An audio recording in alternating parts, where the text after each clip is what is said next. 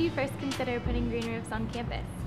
Well, stormwater is an important issue here in the Chesapeake Bay watershed, and so here at American University we feel like we need to play our part as stewards of our environment.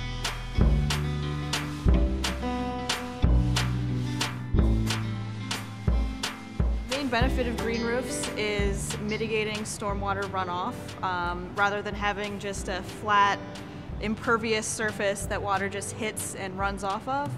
By adding a green roof, we can stop a lot of that stormwater from entering our waterways, picking up a lot of pollution and trash and contaminants, and eventually finding its way to the Chesapeake Bay watershed.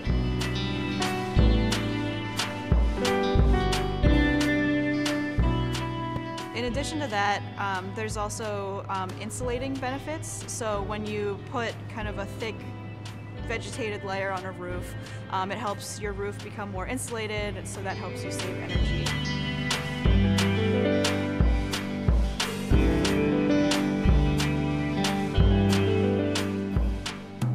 But a green roof itself only has a few layers. On top of the insulation of the roof, you typically have a thick plastic, what's called a root barrier, that prevents the plants from penetrating the roof and causing problems in the building. On top of that, probably a protection layer. On top of that, and sort of in the planting area, is a drainage layer. In case there's too much water, the water can just overflow and drain off the roof. Of course, on top of that, you have kind of a growing medium and a planting area, and then on top of that is plants.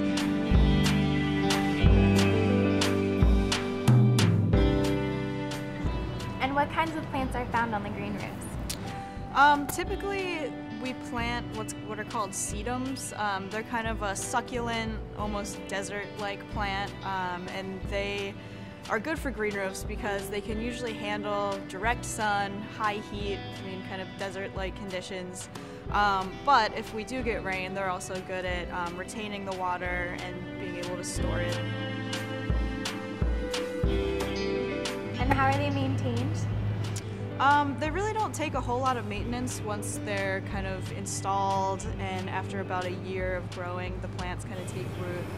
Once they're established, they're here to stay, and there's not a whole lot of maintenance that needs to be done.